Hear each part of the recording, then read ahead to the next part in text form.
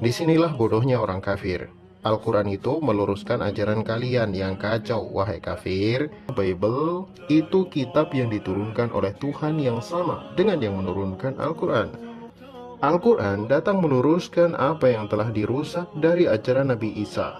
Tidak ada Tuhan selain Allah dan Yesus adalah utusan Allah. Tidak ada Tuhan selain Allah dan Isa bin Maryam adalah utusan Allah.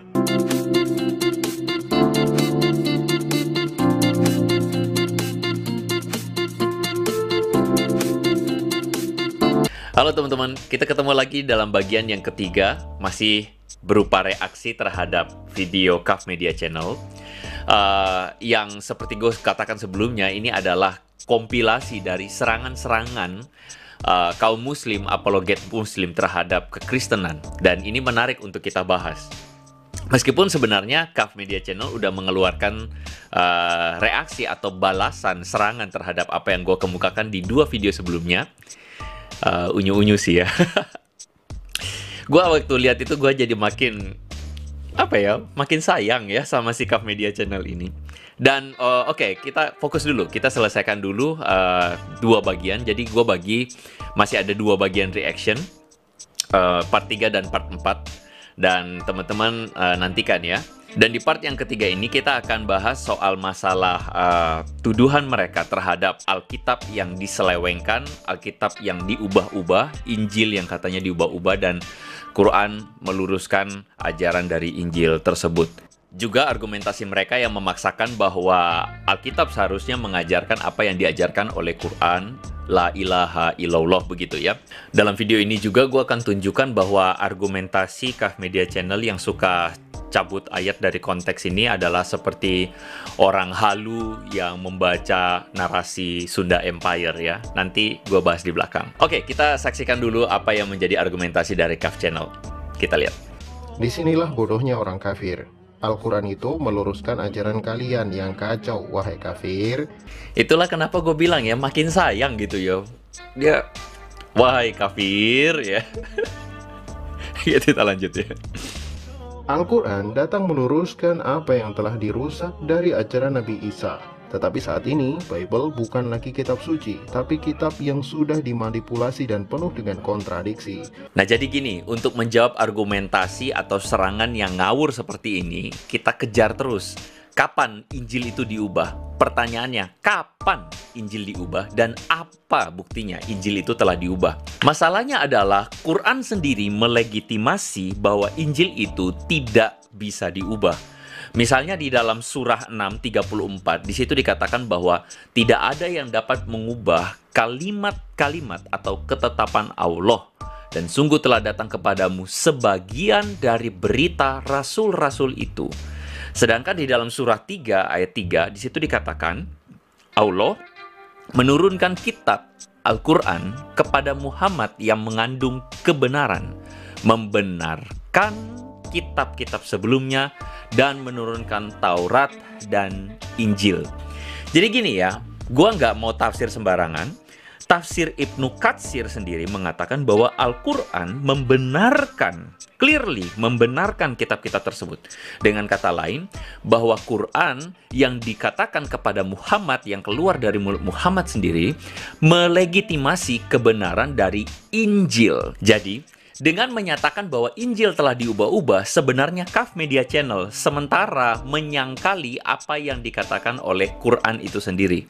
Atau dengan kata lain, klaim ini adalah klaim bunuh diri yang menyatakan bahwa Allah tidak mampu mempertahankan kalimat-kalimat Allah yang diturunkan dalam kitab-kitab sebelumnya. Tapi kemudian para apologet muslim biasanya berkilah, takiyahnya begini. Iya, Allah menjaga tapi manusia mengubah. Oke, gini, kita tanya lagi seperti pertanyaan tadi sebelumnya, kapan diubahnya begitu. Jadi mereka jelas tidak bisa mengklaim bahwa Injil itu sudah diubah sebelum masa Muhammad atau paling tidak pada zaman masa Muhammad. Karena jelas Muhammad sudah mengklaim bahwa Injil itu ada dan benar. Kalau memang sudah diubah, tentu Muhammad mengatakannya bahwa Injil itu sudah diubah pada masa Muhammad. Jadi mau tidak mau mereka akan mengatakan kalau gitu Injil itu diubah sesudah masa Muhammad atau sesudah masa Quran atau Islam ada. Jadi di dalam perkembangannya Injil diubah. Sorry to say ya, faktanya begini. Injil atau kitab atau Alkitab ya, Bible, Alkitabnya orang Kristen itu sudah lengkap pada tahun atau masa abad keempat. Dari naskah tertua yang kita temukan, misalnya ya dari Codex Sinaiticus atau Codex Vaticanus. Codex Sinaiticus itu by the way tahun 330 sampai tahun 360 diperkirakan. Sedangkan Codex Vaticanus itu diperkirakan dari tahun 325 sampai 350. Di dalam kedua kodeks tersebut, isinya tuh identik dengan Alkitabnya orang Kristen hari ini. Menurut data, Alkitab orang Kristen itu persis sama di dalam kodeks-kodeks atau salinan-salinan yang ada. Di dalam salinan Yunani misalnya ada 5.800 manuskrip. Di dalam salinan manuskrip bahasa Latin misalnya ada 10.000 manuskrip. Di dalam bahasa-bahasa lain ada 9.300 manuskrip. Dan isinya semuanya identik. Jadi, kalau misalnya mereka mengklaim bahwa diubah sesudah masa Muhammad, itu ngawur.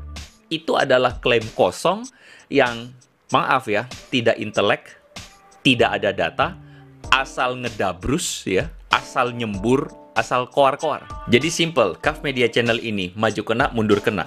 Kalau mengakui bahwa Quran itu benar, Quran tidak bersalah, maka Quran melegitimasi bahwa Injil orang Kristen itu tidak diubah pada zaman Muhammad.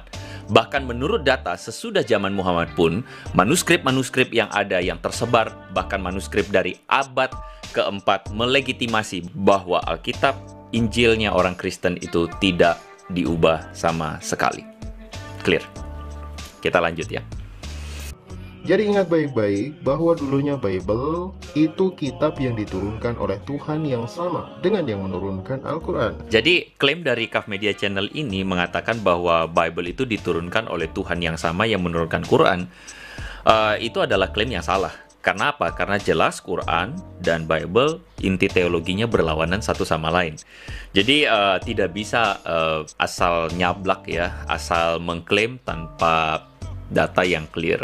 Sorry to say, mohon maaf ya. Kita lanjut lagi. Al-Quran itu menjelaskan bahwa Nabi dan Rasul itu sama. Ajaran mereka itu satu, yaitu La ilaha illallah, tiada Tuhan selain Allah. Coba saja kalian cek perkataan Yesus. Ini adalah hidup yang kekal itu, yaitu mereka mengenal Engkau satu-satunya Allah yang benar dan mengenal Yesus Kristus yang telah Engkau utus. Tidak ada Tuhan selain Allah dan Isa bin Maryam adalah utusan Allah. Ya, jadi itulah ya, mereka mau maksain bahwa Bible, Injil mengatakan apa yang sama dengan Quran, bahwa Yesus juga mengajarkan bahwa La ilaha illallah. Itu adalah statement tauhidnya teman-teman kita yang muslim, saudara-saudara kita. Nah, masalahnya sekali lagi, ini adalah sebuah pengajaran yang mencabut ayat dari konteks. Dia memakai Yohanes pasal 17 ayat 3. Yesus bilang inilah hidup yang kekal itu, yaitu bahwa mereka mengenal Engkau satu-satunya Allah yang benar dan mengenal Yesus Kristus yang telah Engkau utus. Jadi untuk menjawab permasalahan ini, kita jawab berdasarkan konteksnya. Konteks ayat ini ada. Sama seperti misalnya Quran itu ada asbabun nuzulnya, ya, ada hadisnya.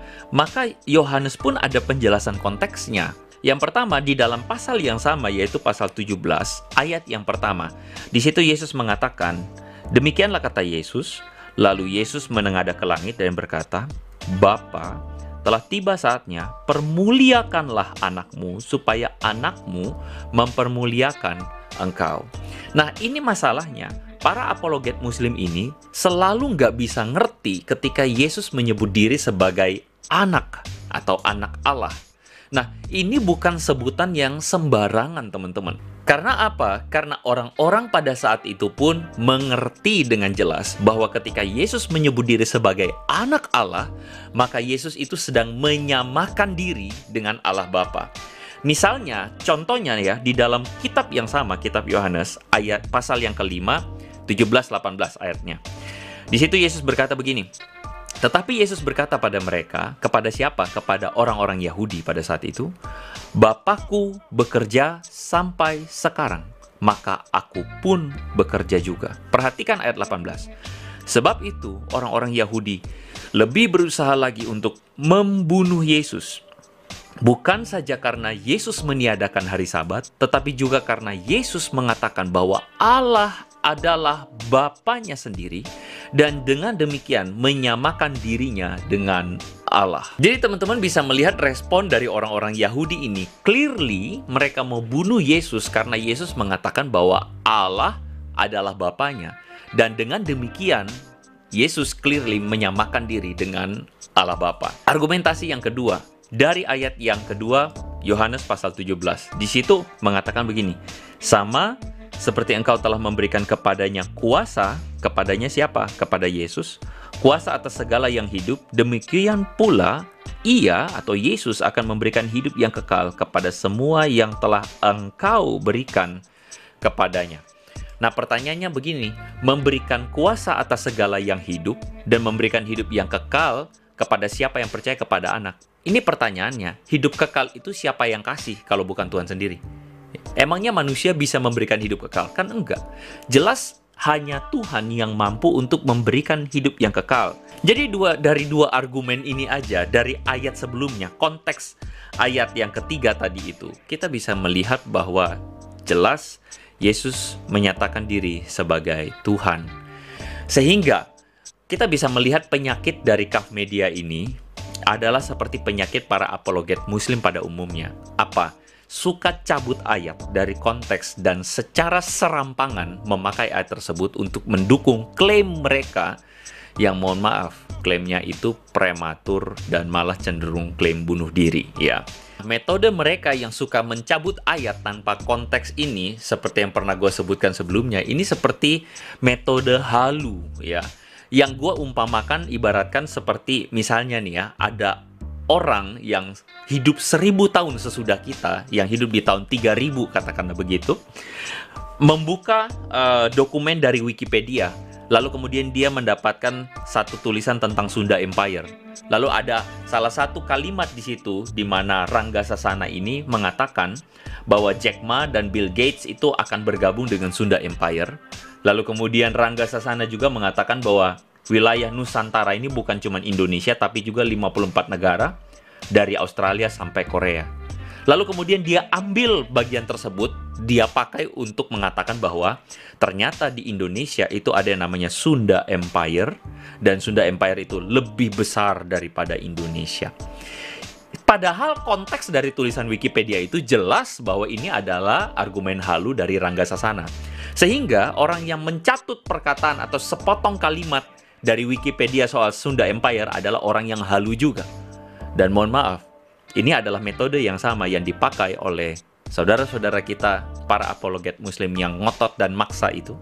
Memakai ayat-ayat Alkitab, dicatut sebagian ayat, 1-2 ayat, lalu kemudian memaksakan argumennya.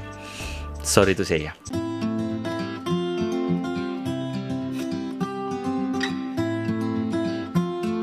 Semoga argumentasi seperti ini boleh menolong kita untuk memberikan jawaban yang baik terhadap mereka yang suka menuduh kita secara serampangan, memberikan penjelasan kepada mereka yang sungguh-sungguh mencari jawaban, dan memperkuat iman kita sebagai para pengikut Yesus. So make it simple, make it meaningful. May God bless you.